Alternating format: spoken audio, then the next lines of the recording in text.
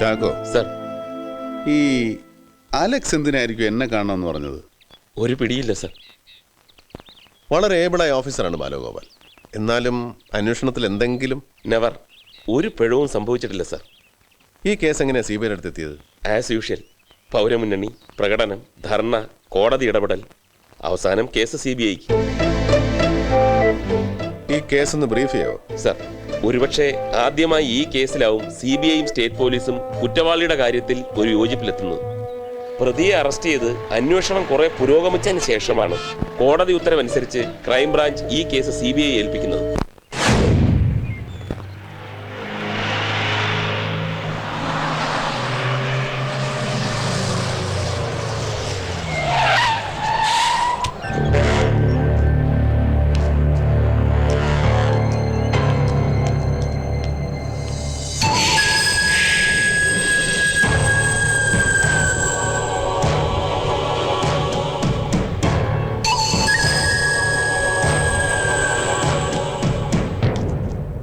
I am Pautran Circle Inspector Crime Branch.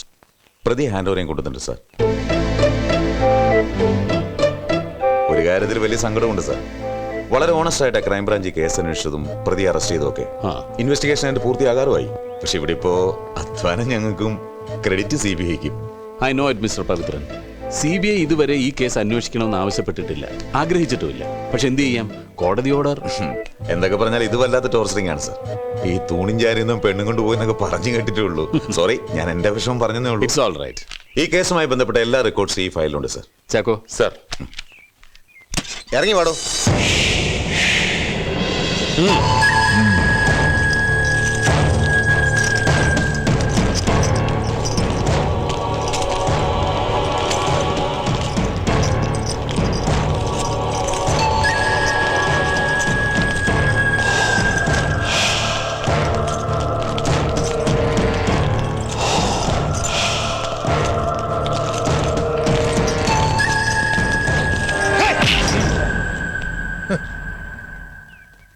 Sir, ഈ ഏമാന്റെ വക കുറെ കുത്ത് കഴിഞ്ഞവിടെ. ഇനിയുള്ള കലാപരിപാടി ഇയാളുടെ വകയാണോ? ആയിക്കോട്ടെ, വാ.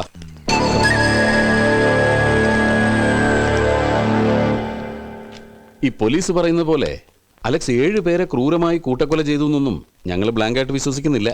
അതുകൊണ്ട് തന്നെ ഒരു കുറ്റവാളിയോടല്ല ഞങ്ങളിപ്പോൾ സംസാരിക്കുന്നത്. നല്ല മാർക്കോടെ BA പാസ്സായി, തുടർന്ന് MAക്ക് ചേർന്നു. പക്ഷെ MA പാസ്സായില്ല. കാരണം മയക്കുമരുന്നിന് അടിമപ്പെട്ട് ഇടയ്ക്ക് വെച്ച് പഠിപ്പ് നിർത്തി. വീട്ടിൽ നിന്നും കാശ് കിട്ടാതായപ്പോൾ മോഷണം തുടങ്ങി.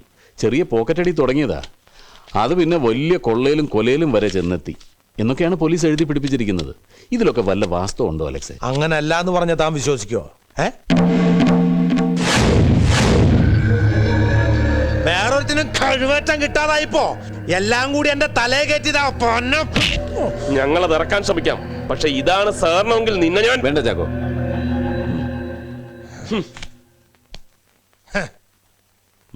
സർ,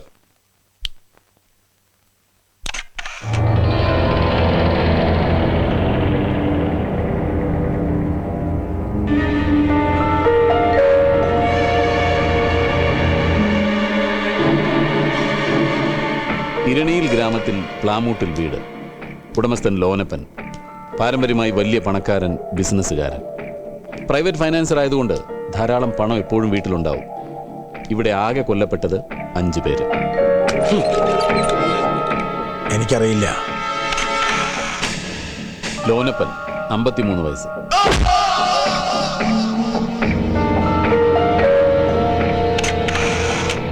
അറിയില്ല.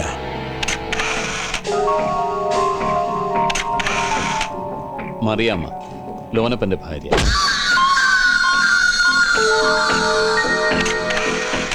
എനിക്കറിയില്ല. മോങ്കുട്ടൻ, വയസ്സ് 26, ലോനപ്പന്റെ മകൻ.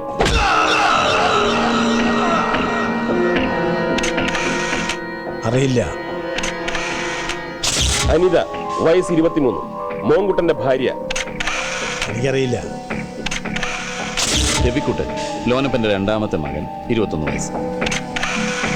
എനിക്കറിയില്ല. നാദാമംഗലത്ത് സക്രിയയുടെ വീട്. മാണിക്കുഞ്ഞെന്ന് പറഞ്ഞാലേ നാട്ടുകാരറിയൂ. ലോനപ്പനെ പോലെ തന്നെ പണക്കാരൻ, ബിസിനസ്മാൻ, പ്രൈവറ്റ് ഫൈനാൻഷ്യൽ. ഇവിടെയും വീട്ടിലെപ്പോഴും പണം ഉണ്ടാവും. കൊല്ലപ്പെട്ടത് 2 പേര്. അറിയില്ല. മാണിക്കുഞ്ഞ് 55 വയസ്സ്. അറിയില്ല. മോസി മാണിക്കുഞ്ഞിന്റെ മകന്റെ ഭാര്യ. അറിയില്ല. ഇരണിയിൽ 5, നാദാമംഗലത്ത് 2. അങ്ങനെ ആകെ 7 പേര്. ഇവർ കൊല്ലപ്പെടുന്നതിന് 2 ദിവസം മുമ്പ് ഇവരുടെ വീടുകളുടെ പരിസരങ്ങളിൽ അലക്സ് ചുറ്റിപ്പറ്റി നടന്നിരുന്നു എന്നതിന് ദൃക്സാക്ഷികളുണ്ട്. അറിയില്ല.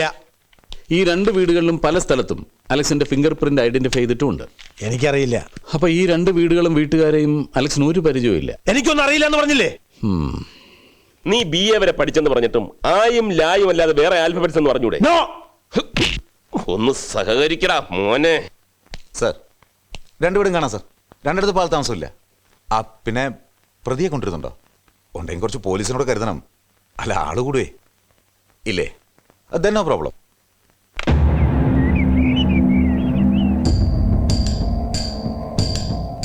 സർ, ഇവിടെയാണ് ലോനപ്പന്റെ ബോഡി കിടന്നത്.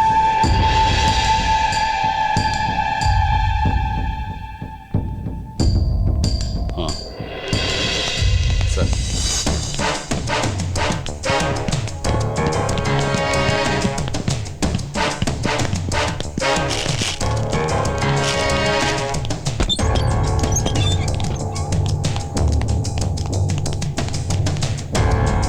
ഇവിടെ മൂത്ത മകൻ മോഹൻകുട്ടൻ.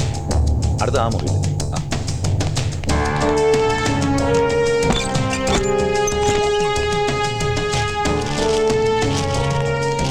ഇത് ലോനപ്പന്റെ ഭാര്യ മറിയാം. സർ, അടുത്ത അവിടെ. ഇവിടെ 2ാമത്തെ മകൻ രവിക്കുട്ടൻ.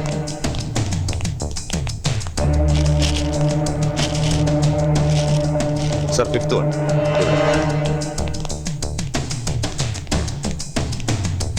ഇത് മൂത്ത മകന്റെ ഭാര്യ അനിത.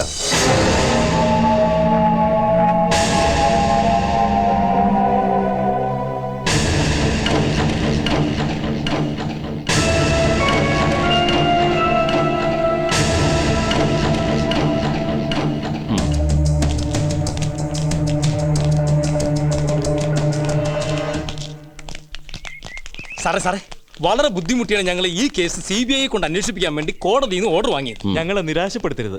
ഇവരാണോ ഈ പൗരമുന്നണിക്കാർ? അതെ, പക്ഷെ നേതാക്കന്മാർ നാദാമംഗലത്താ. അവിടെ മുന്നണി രൂപം കൊണ്ടത്. CBIക്ക് പഴയ പവർ ഉണ്ടോ സാറേ? എന്താ സംശയം? അല്ല, വേറൊന്നും കൊണ്ടല്ല. നല്ലൊരു പ്രശ്നം വന്നാൽ CBIയും വളയില്ലേന്ന് ഞങ്ങൾക്ക് ഒരു സംശയം. എന്നാരോടോ പറഞ്ഞത്? ആരാ പറഞ്ഞത്? അല്ല സാറേ, ഈ അടുത്തുണ്ടായ ഒരു കേസിൽ കേന്ദ്രമന്ത്രി ഒഴിവാക്കിയില്ല. അത് CBI അദ്ദേഹത്തിന് കീഴുള്ളതുകൊണ്ടല്ലേ? അതും ഇതും തമ്മിൽ എന്താടോ ബന്ധം? ഇങ്ങോട്ട് മാറിയില്ല. എല്ലാരെയും സംശയിക്കണം സാറേ, അതാ കാലം. ഒരു സംശയവും വേണ്ട, സത്യം പുറത്തു വന്നിരിക്കും. അല്ല, സേതുരാമേരില്ലേ സാറേ? അദ്ദേഹം ഡൽഹിയിലാ. ഇപ്പൊ ഈ കേസ് അന്വേഷിക്കുന്നത് ഞാനാണ്. സാറിന്റെ പേരന്നും ജനങ്ങൾ ഓർക്കുന്നുണ്ടായിരുന്നു. The case is interesting. ബാക്കിയുടെ പറ കേൾക്കട്ടെ. ഇരണിയിൽ നിന്നും ഞങ്ങൾ നേരെ പോയത് നാദാമംഗലത്തെ ഇരട്ട കൊലപാതകം നടന്ന വീട്ടിലേക്കായിരുന്നു. അലക്സ് തന്നെയാണ് ഈ കൂട്ടക്കൊലപാതകങ്ങൾക്ക് പിന്നിലെന്ന് സംശയിക്കാനുള്ള പ്രധാന ക്ലൂ അവിടെ നിന്നാണ് കിട്ടിയത്.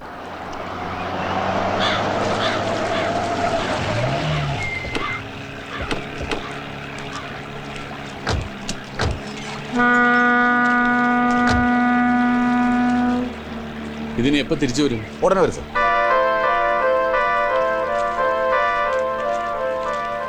ഇരണിയിൽ നിന്ന് നാദാമംഗലത്തേക്ക് ദൂരം ഏകദേശം 30 കിലോമീറ്റർ വരും. ഇരണിയിലെ കൂട്ടക്കൊലപാതകം നടന്നത് ഉദ്ദേശം 10-ന് 10:05 അവിടുന്ന് അലക്സ് നേരെ പോയത് നാദാമംഗലത്തുള്ള മാണിക്കുഞ്ഞിന്റെ വീട്ടിലേക്കാണ്. രാത്രി 8 മണി കഴിഞ്ഞാൽ പിന്നെ ഇവിടെ കിടത്തില്ല. അതുകൊണ്ട് തന്നെ അന്ന് അവൻ പോയിരിക്കുന്നത് ഉദ്ദേശം 8 കിലോമീറ്റർ ചുറ്റിയായിരിക്കണം. അങ്ങനെ ആകെ 30-38 കിലോമീറ്റർ.